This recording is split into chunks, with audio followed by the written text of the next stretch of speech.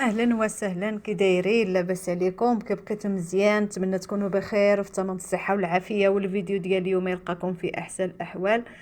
كي بقيتو مع هاد النزله ديال البرد ومع هاد الزكام ومع هاد الفيروسات اللي موجودين هاد الايام بزاف بكثره، كل دار كتعاني من الزكام، وليدات صغار، الناس كبار، كلشي مريض.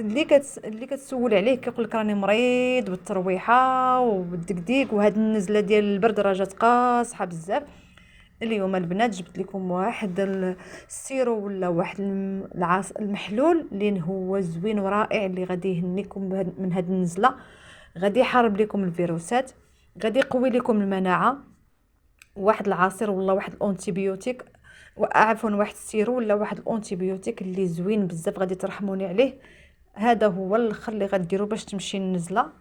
يشربوا الوليدات الصغار، الناس الكبار اللي عندكم في الدار مريض بالنزله، عطيوه هذا الانتيبيوتيك هذا اللي هو طبيعي وزوين. اش غنقول لكم، راه رائع. واخا نعيا نشكر فيه، راه هذا هو الاخر ديالي انايا اللي درت ليا ولوليداتي، زوين بزاف. غير بزو على وليداتكم باش يشربوه، راه زوين. النهار الاول النهار الثاني الحمد لله كتحسي بالراحه، وفي نفس الوقت كتجيك واحد العرقه في الليل كتعراقي.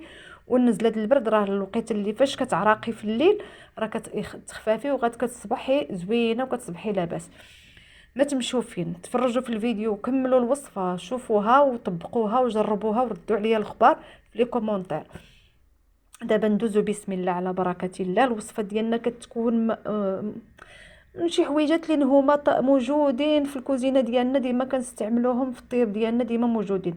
البصله الحمراء البنات راها غنيه عن التعريف، راها زوينه. ندير غير نصف بصله، ما غاديش نديرها كامله. هذه الا كانت صغيره يمكن لكم ديروا وحده صغيره. والثومه البنات حتى هي راه معروفه، غندير جوج فريعين ديال الثومه الحمراء، من الاحسن تكون الثومه الحمراء حتى هي راها معروفه زوينه للزكام والنزلات ديال البرد، راها رائعه وزوينه. اول حاجه غادي ناخذ هاد البصله وهذيك الثومه غادي نقيها ونتلاقى معكم من بعد. نقيو الثومه نقيو البصله كما قلت لكم البنات، حاولوا تجربوا هاد الوصفه ولا هاد السيرو هذا. واخا جربنا عرفتي درنا الدوليبران ما خلينا ما شربنا ما خليت ما درت، ولكن هذه زوينه. كما قلت لكم ديروا الثومه الحمراء. خديت الخلاط الكهربائي، غادي نقطع دوك دريسات الثومه على جوج. وهذيك البصله انا درت غير نصف بصله حيت كانت عندي البصله شويه كبيره، غادي ندير النصف ديالها غنقطعها حتى هي ونديرها في الخلاط الكهربائي. كان عندكم من داك الميكسور يمكن لكم ديروها غير بالميكسور، غير هو الطحانه الكهربائيه كتطحنها مزيان، حيت حنا غناخذوا غير داك العصاره ديال هذا البصل وهذا الثوم وهاد المكونات اللي غادي نضيف من بعد. غادي نجيب واحد الحامضه حتى هي غندير غير النصف ديالها، ما غاديش نديرها كامله. غادي نقيها، غادي نحيد لي هذيك القشره باش هذا العصير ولا هذا السيرو هذا ما يجيناش مر، ما يجيناش ديك المروره ديال القشره، راه كتعطي المروريه. هنا غادي نقيها بطبيعه الحال من بعد ما نغسلها مزيان، وغادي نقيها وغادي ندير غير اللوب، ما غاديش ندير العصير، ندير اللوب كامل ونحيد دوك العظومه اللي كيكونوا في الوسط باش ما يجيناش هذا العصير مر. ولا هذا السيرو انا غير العصير هذا السيرو مر. المهم كما قلت لكم البنات حاولوا ديروا هذه الوصفه، راها زوينه بحال الرحمه ديال سيدي ربي، راه رائعه وزوينه، واللي استعملها راه نفعاتو بزاف.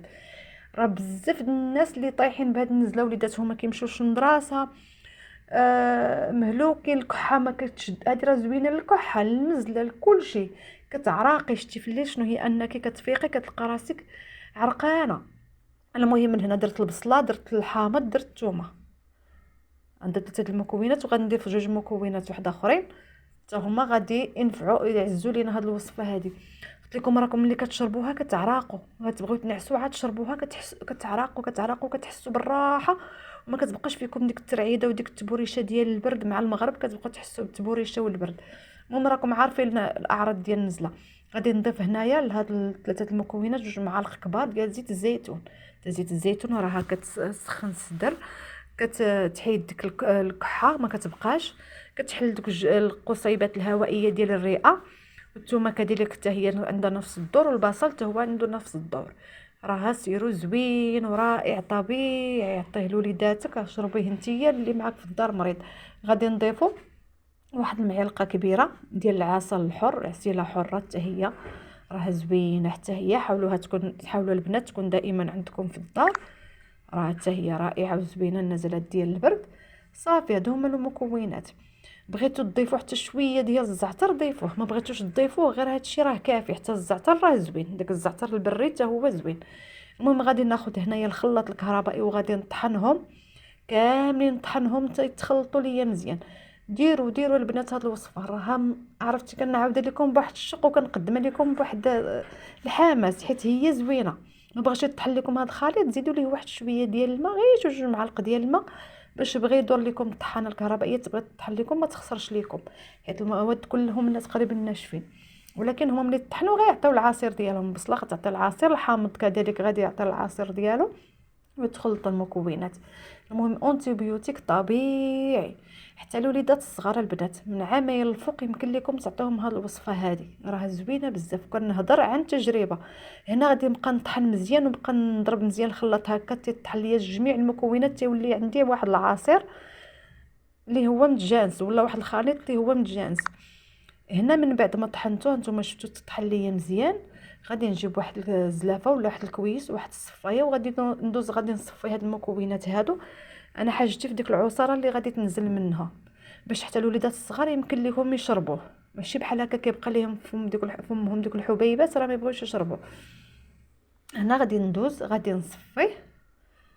نصفيه مزيان ونبرك بالمعلقه باش يهبط ليا داك العصير كامل. هنا غادي نبدل البنات الكاس، غادي ندير واحد الجبانيه من الاحسن باش ما يتكفحش ليا داك العصير، باش ما ضيعش ليا. هنايا هكا وغادي نصفيه مزيان، غادي نصفيه مزيان ونبقى نبرك بالمعلقه حتى نهبط داك العصير اللي عندي في الصفايه كامل، ما نخلي حتى شي حاجه تضيع. هانتوما شوفوا كيف كنبرك، كنتحصل على هذا الخليط هذا، لا على هذا العصير هذا، ولا على هذا المحلول هذا. هانتوما كنبرك مزيان ما نخلي حتى شي حاجه تضيع ليا. هنا غنرجعوا في هذا الكويس باش تشوفوا اللون كيف كيجي، داك اللوين وردي على حساب اللون، داك اللون كيجي غوز على حساب اللون ديال البصله الحمراء كتعطي هذا اللون هذا. هذا هو العصير ديالنا، ولا هذا هو السير العصير كله عصير، معليش ما تديوش عليا.